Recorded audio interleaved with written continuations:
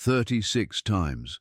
That's how many times the blade moved before anyone understood what they were watching. Not one swing fueled by rage, not one wild strike. 36 precise cuts, delivered inside a Harlem restaurant packed wall to wall with people. 200 men and women frozen in their chairs. Forks paused mid-air, glasses trembling in shaking hands. No music playing now, no laughter, no shouting. Just the sound of breathing slowing down as fear settled into the room.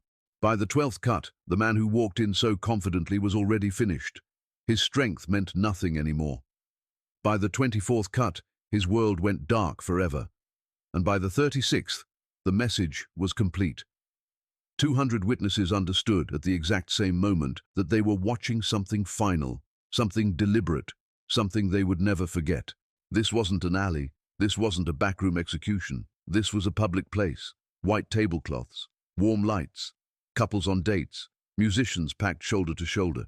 Harlem royalty mixed with hustlers, writers, workers, and dreamers. A room that minutes earlier had been alive, now frozen, silent, waiting. The man on the floor had walked in with a purpose. He didn't come for dinner. He didn't come for music. He came to kill Bumpy Johnson. He came carrying confidence borrowed from another city, another boss, another world that thought Harlem could be bullied. He believed size mattered, reputation mattered. That fear traveled faster than loyalty. He was wrong. Across the room, before the first cut, Bumpy Johnson had been sitting calmly at a table, dressed sharp, tie straight, shoes polished like a banker's. He looked like a man with nowhere urgent to be, like someone enjoying the night. No one in that room would have guessed what he was capable of. And that was the point. When the blade finally stopped moving, the man on the floor was still breathing, broken, blind, alive enough to remember what happened, alive enough to carry the story back into the streets. Bumpy Johnson stood there, surrounded by blood that wasn't his, and the room waited. Nobody dared move. Nobody dared speak. Before this night was over, Harlem would never look at power the same way again. Harlem in 1935 wasn't just a place on a map. It was a living thing. You could feel it the moment you stepped onto Lenox Avenue. The sidewalks were crowded from morning to night, shoeshine boys calling out to passers-by, newspaper vendors shouting headlines, music spilling out of open windows and basement clubs, hope and danger walking side by side, everyone watching, everyone listening. Harlem breathed together, and it remembered everything. This neighborhood wasn't chaos. It was an ecosystem. Every corner had a role. Every face belonged somewhere. The women selling flowers knew who was safe. The men leaning against lampposts knew who didn't belong. Word traveled faster than cars ever could. If something shifted, Harlem felt it instantly. Outsiders never understood that. They thought Harlem was weak because it was poor. They thought hunger made people careless. But hunger made Harlem organized. At the center of that organization was the numbers racket. To outsiders, it was crime. To Harlem, it was survival. Numbers paid the rent when factories wouldn't hire black men. Numbers fed families when banks slammed their doors shut. Numbers sent kids to school and kept churches open. This wasn't about greed. This was about control over their own lives. And Harlem guarded that control fiercely. Ruling that world was a woman most men underestimated, Madame Stephanie St. Clair. Elegant, ruthless, brilliant, she built her empire with intelligence instead of brute force. She kept books cleaner than most banks. She paid lawyers, police, and politicians when she had to.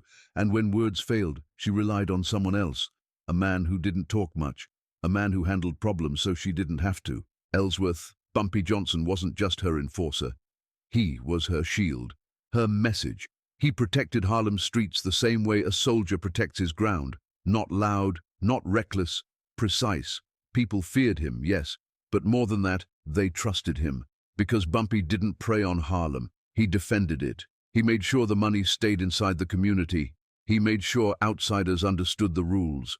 And then came Dutch Schultz, from the outside, from downtown New York, from a world that believed everything had a price. Schultz controlled numbers in white neighborhoods. He controlled unions. He controlled politicians. And when he looked north, he saw Harlem as unfinished business, untapped money, untested territory.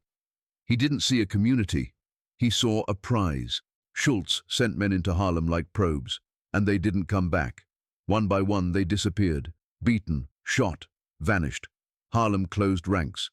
Schultz didn't understand what he was fighting.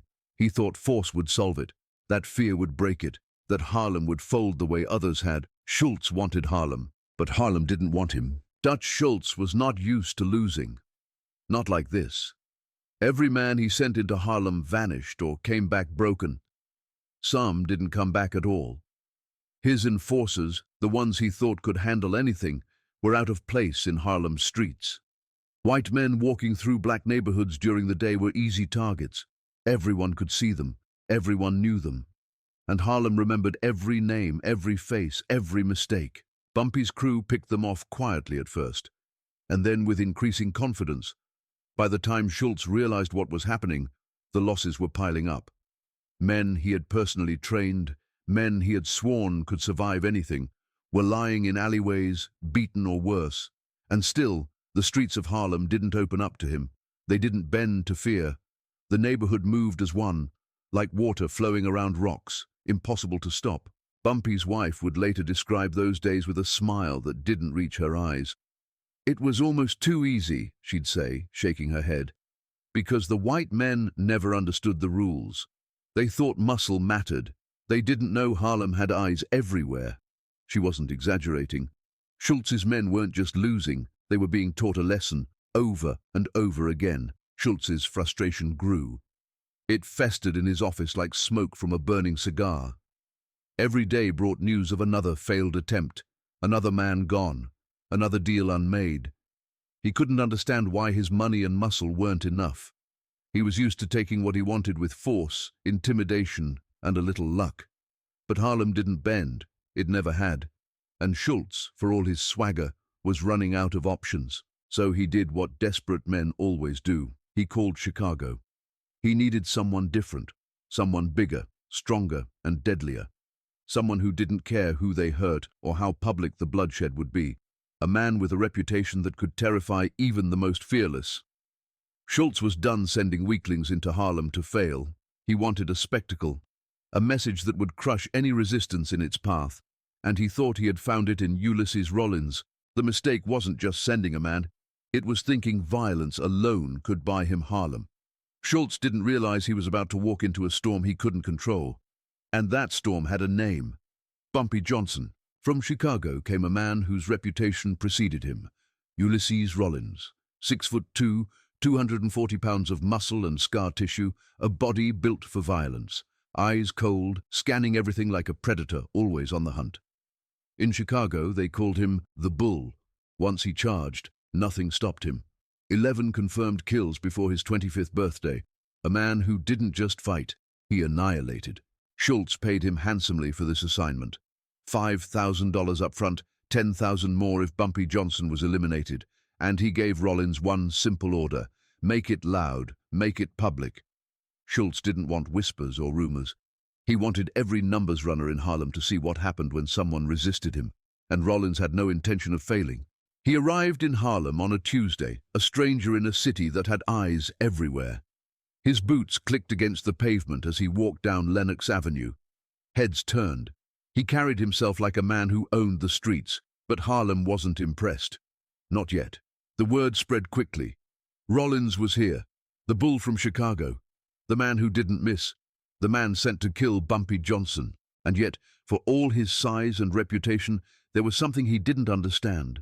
Harlem didn't work like other cities. Harlem had an ecosystem, a network of eyes and ears that reached every corner, from the shoeshine boys and flower vendors to the newspaper sellers and cab drivers. Everyone in Harlem watched, remembered, and reported, quietly, without anyone knowing. By Thursday, Bumpy knew Rollins' every move, what hotel he stayed at, what he ate for breakfast, what gun he carried, and where he hid it. Bumpy didn't need to follow him. The city did it for him. Every step Rollins took was measured, calculated, and every one of those steps was already known to the man he came to kill. Rollins believed in fear, in brute strength, in terror as a tool. But Harlem had its own rules, and outside rules didn't apply here. The Bull was confident, dangerous, Unstoppable. That was what everyone thought. Until the night they would see Bumpy Johnson at the Alhambra restaurant. What Rollins didn't know was that Harlem was already watching him. Bumpy Johnson didn't need to follow Rollins to know his every move. Harlem did it for him. The shoeshine boys on the corners, the women selling flowers with baskets balanced on their hips, the newspaper vendors hawking the day's headlines, all eyes, all ears, all loyal to Bumpy. They didn't just see the city, they reported it piece by piece back to the man who ruled Harlem's streets with quiet authority. By Friday morning, Bumpy knew where Rollins slept, what he had eaten for breakfast, and even the weight of the gun in his shoulder holster.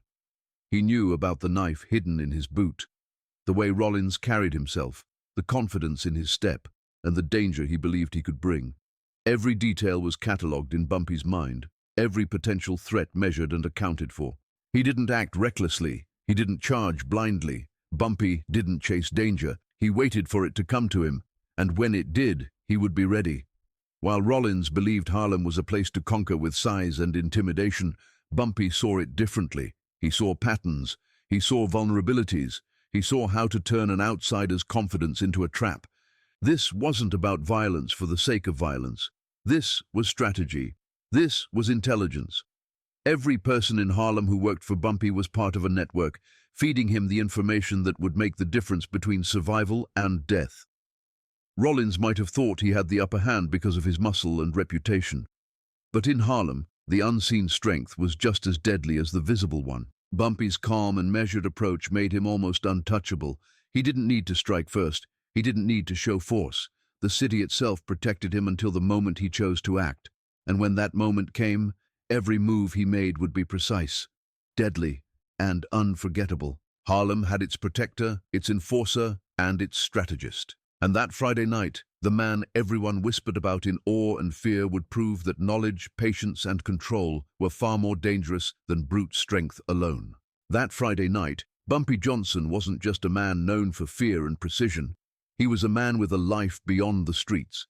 Waiting for him was Helen Lawson, a senior editor and film critic at Vanity Fair. White, sophisticated, educated at Vassar, she had an eye for detail and a mind that sought out stories others ignored. She wasn't just interested in Harlem's nightlife. She wanted to understand it. She wanted to understand him. They had met 3 weeks earlier at a jazz club, and Helen had been intrigued by a man who carried himself like two worlds at once. Dangerous, yet refined. For Bumpy, she represented something rare. Curiosity without judgment. Intelligence without fear. Tonight, they would have dinner at the Alhambra Bar and Theatre, the kind of place that pulsed with Harlem's heartbeat. Duke Ellington had played here. Billie Holiday had sung here. On Friday nights, the room was alive with music, laughter, and the energy of everyone who mattered in Harlem. Bumpy arrived at exactly 8 o'clock, dressed in a charcoal grey suit with a burgundy tie, his shoes polished to a mirror shine, and a fedora tilted at a precise angle. He looked every part the gentleman, not the killer the city whispered about, not the enforcer feared by rival gangs, but a man in control of himself and his surroundings. Helen was already at the table, her blue dress and pearls reflecting the dim light of the restaurant. The jazz quartet played something soft, low, a background hum to their conversation. They ordered drinks. She asked him about growing up in Charleston. He asked about her work at a magazine where women were still few and far between. The conversation flowed effortlessly, genuine and calm, a stark contrast to the storm that was about to enter the room. The Alhambra itself seemed to hold its breath that night. Tables filled with musicians, writers, hustlers, and everyday Harlem residents. The air smelled of cigarette smoke, polished wood, and just the faintest hint of the kitchen's garlic and tomato sauce. Nothing in the room hinted at the violence about to erupt, and that was exactly how Bumpy wanted it, calm, controlled, precise, because when the storm came, there would be no panic. Every eye on Bumpy tonight would see two faces, the man at dinner and the man who ruled Harlem. And he carried both effortlessly, his posture relaxed, his smile polite, his hands on the table as if he were simply enjoying an evening out. The tension of Harlem's streets outside faded here, for now. But at exactly 8:47 p.m., the door would open, and the calm of this Friday night would shatter forever. At exactly 8:47 p.m., the door to the Alhambra swung open, Every head in the restaurant barely turned. But Bumpy did. He saw him the moment he stepped inside, a man built like a fortress, broad shoulders, measured stride, eyes scanning every table as though weighing targets. He moved with the confidence of someone who had never known failure. This was no casual visitor, no admirer of jazz, no curious out-of-towner. This man had one purpose. Bumpy's eyes met his across the crowded room. Rollins's gaze was sharp, calculating, predatory. He didn't smile like a friend. He didn't nod politely. He scanned like a man hunting. The subtle shift in Bumpy's posture didn't go unnoticed. Helen, sitting across from him, caught it immediately. The relaxed gentleman she'd been talking to disappeared in an instant, replaced by something harder, colder, dangerous. Rollins made his way through the tables deliberately, taking his time. Every step designed to send a message. He wanted everyone to see him, to recognize the authority he carried. When he stopped at Bumpy's table, the power dynamic seemed clear. At least, that's what Rollins believed. "You, Bumpy Johnson?" he asked, voice loud enough for the nearest tables to hear. "Depends who's asking," Bumpy replied calmly, never breaking eye contact. "Dutch Schultz sends his regards," Rollins continued, a smirk forming. "Says you've been a problem, says problems need to be solved." Bumpy's voice didn't rise.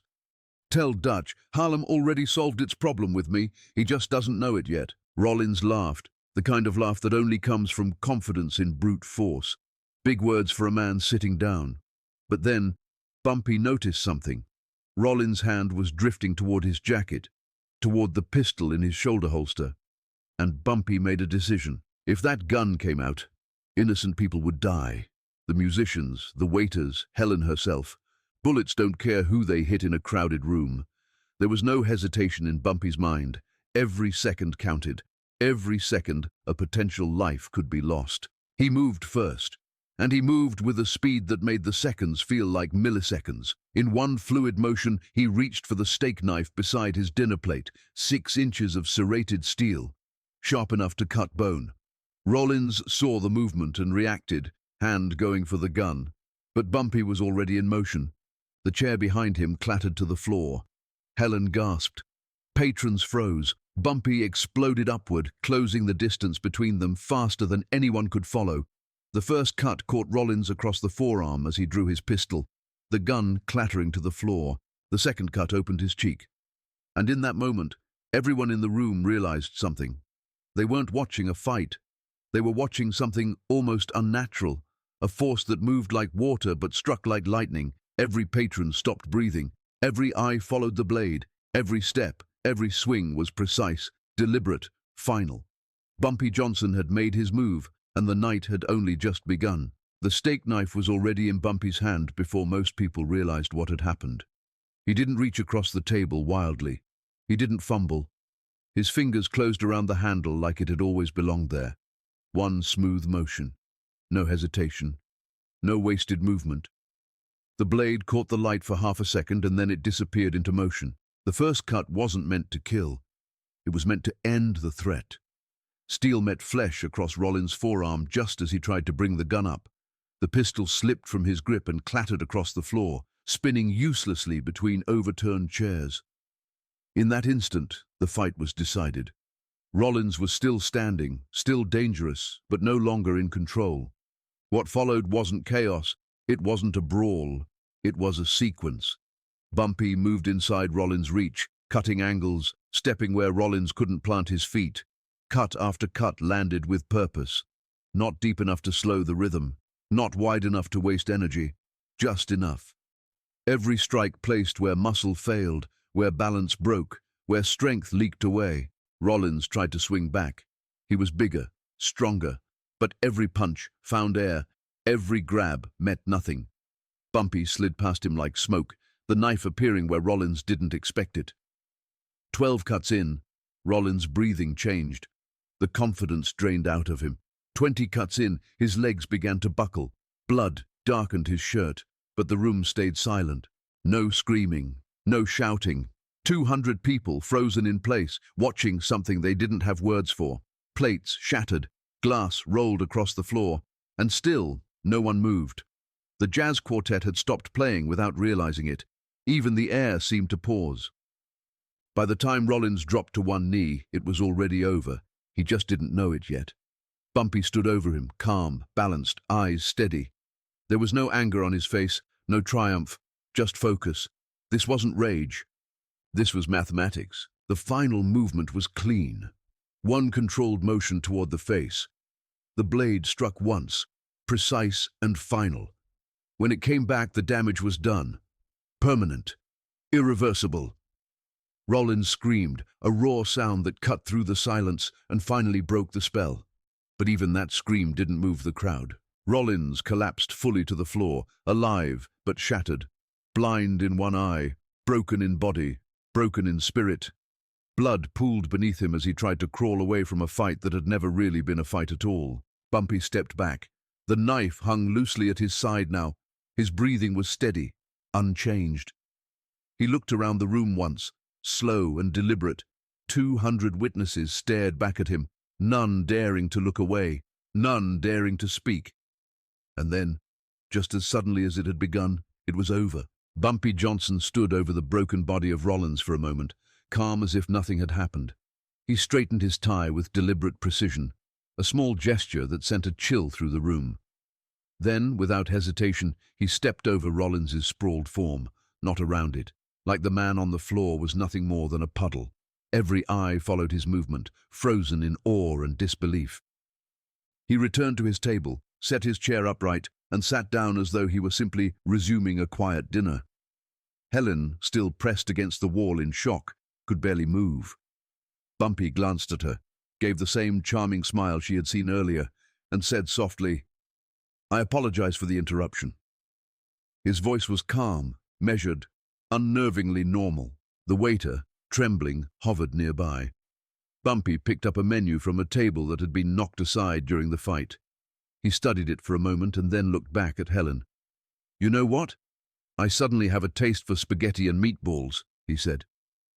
The waiter, hands still shaking, took the order. No one else moved. The patrons, musicians, and staff all remained silent, unable to process what had just occurred.